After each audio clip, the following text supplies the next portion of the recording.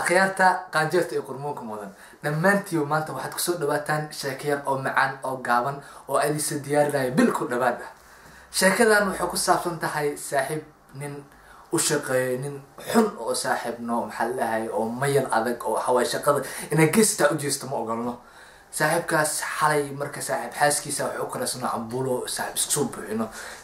shaqada lama ogolo in dhuusaba mamnuuc hada dhuusasa wana banaanka aada qasab waa ama se ina u sheegta adala managerka dhuusa ay banaanka aada mas'uul aada saaxiibka habeenkii wuxuu soo buuxay cambulo maanta shaqada markuu yimaado caloosh le leelada saaxiibka waaya geeso isku celiyay baash isku celiyay ismaan dhuus ka toogta la shaqada laga xirnaa saaxiibka marka dab xodaa saan furtu taag ma qaldan dhuusa ay soo dhaano dhuus ma ku haysaa saaxiibka way banaanka baxaadaan maamulaha waa fasax banaanka tagada saaxiibka biiq oo soo siino horo soo laabto marka dhuusa inta ku soo laabane meesha lim ku jirto maamulaha ku dhaxaraaq ku dhameesha dhuusa xaraaq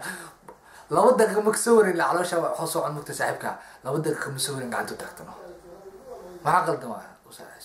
dhuusa kale allah waa yimid saaxiibka Allah dhuus waa dhuusay marka biiqsi hadda banaanka Allah soo dhameeso xaay